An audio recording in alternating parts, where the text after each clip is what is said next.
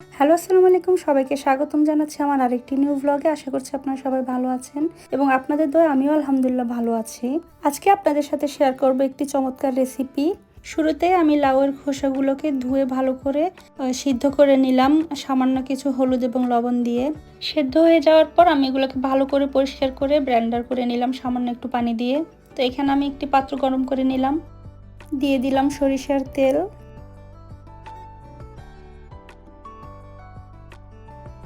তারপর দিলাম পেঁয়াজ কুচি, কাঁচামরিচ কুচি।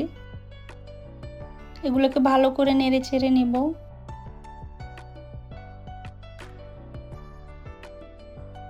এখন দিয়ে দিলাম লবণ, আদা রসুনের পেস্ট।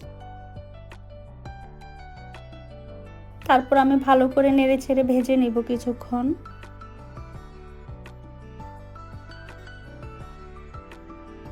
ভেজে নেওয়ার পর আমি দিয়ে দিলাম হলুদের গুঁড়ো, মরিচের গুঁড়ো, দিয়ে দিলাম টমেটো কুচি,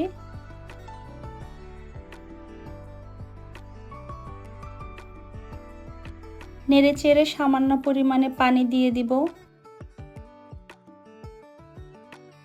এরপর একটি ঢাকনা দিয়ে আমি মশলাটাকে কিছুক্ষণ কষানোর জন্য রেখে দিব। মশলাটা ভালো করে কষানো হয়ে গিয়েছে।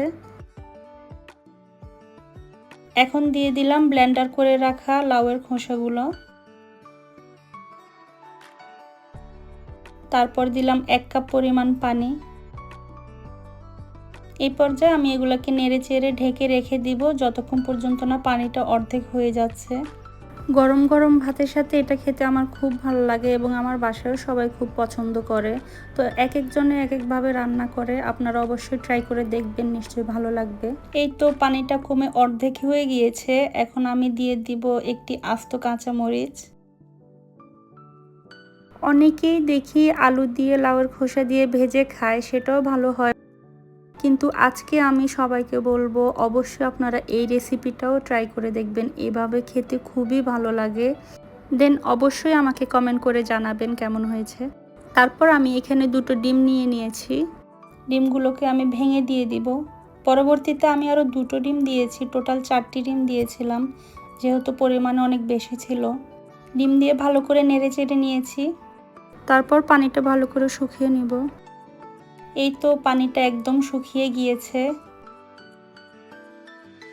আমার কাছে ধনিয়া পাতা ছিল না, তাই আমি দিই নাই, আপনারা চাইলে দিতে পারেন।